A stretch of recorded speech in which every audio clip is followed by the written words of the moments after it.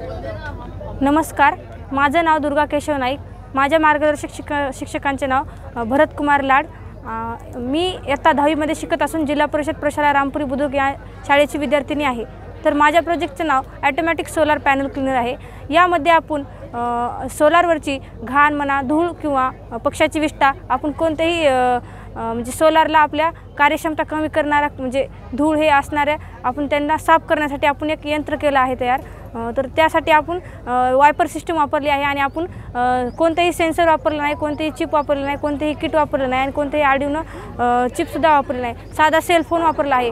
म्हणजे या सेलफोन कशासाठी, तर कोणत्याही शेतकऱ्याला ते दुरुस्तीसाठी सोपं जाईल आणि कोणीही ते अफोर्ड करू शकेल आणि आपला अल्प खर्च आपला असा प्रोजेक्ट आहे. जास्त खर्च वाढणार नाही, दुरुस्तीलाही खर्च येणार नाही. म्हणजे अर्थ असाच की त्याचा शून्य मॅनेजमेंट आणि वन टाईम इन्व्हेस्टमेंट आहे याच्यासारखं आहे. तर तुम्हाला मी वर्किंग करून दाखवते. तर तुम्ही पाहू शकता. आता आपण मी तर कॉल लावणार आहे. आता आपण कॉल केला तर ऑटोमॅटिकली हे क्लीन करणार. म्हणजे तुम्ही जगाच्या कोणत्याही कोपऱ्यात असा तुम्हाला हे ऑटोमॅटिकली साफ करून देणार आपलं हे प्रकल्प. माझा उद्देश असाच की सामान्य व्यक्तीचा वेळ खूप खर्च होत आहे आणि आजकालच्या जगामध्ये वेळ हा खूप महत्त्वाचा बनला आहे. तर त्यासाठी शेतकऱ्याला किंवा सामान्य व्यक्तीला हे माझा प्रकल्प खूप उपयोगाचा आहे असं मला सांगायचं आहे. ही आयडिया तुला कशी सुचली बरं? मी आमच्या शेतामध्ये केंद्र शासनाची ती PM कुसुम सोलार योजना अंतर्गत माझ्या वडिलांना या योजनेचा लाभ भेटला आणि त्यातून माझे वडील सगळं आमच्या शेतामध्ये सोलार पॅनलचं सेटअप हे केलेलं आहे. तर त्यामध्ये माझे वडील मी एके दिवशी असं पाहिलं की ते वडील खूप म्हणजे मनुष्यबळ लागत होतं, त्याला मॅन्युअल म्हणजे होतं ते. तर ते साफ करण्यासाठी त्यांना खूप वेळ जायचा आणि इतर व्यतिरिक्त काम तर असेच राहायचे.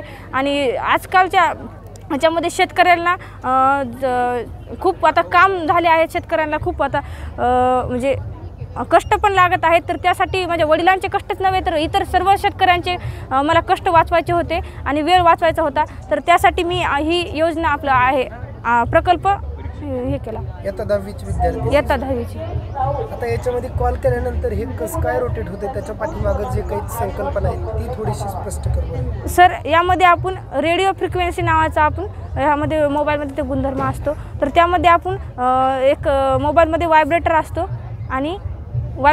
आणि त्यामध्ये व्हायब्रेटरमध्ये एक छोटी मोटर असते मोबाईलमध्ये. तर व्हायब्रेट झालं की ती मोटर रोटेट करणार आणि हाफ राऊंड घेणार आणि मोटरला एक कनेक्शन बॉडीचं असणार आणि म्हणजे प्लस मायनस आपल्या मोबाईलमध्ये एक असणार.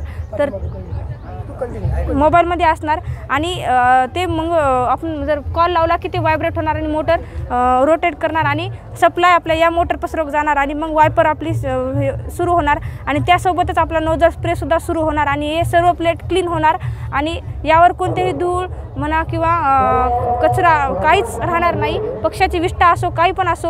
आणि यामध्ये माझ्या प्रयोगामध्ये वैशिष्ट्य असं आहे की यामध्ये आपल्याकडे 2 फीचर आहेत. एक मध्यंतरी लावण्यासाठी कॉल आहे आणि आपल्याला टाईम तर आहेच. आपला अलार्म जर सेट केला तर ते आपण दिवसातून 2दा म्हणा किंवा कितीदा पण आपण त्यावर टाईमसुद्धा सेट केला आहे. पण अलार्म म्हणजे अलार्मवरती टाईम आहे आणि मध्यंतरी साफ करण्यासाठी कॉलचा आपण फीचर दिला आहे.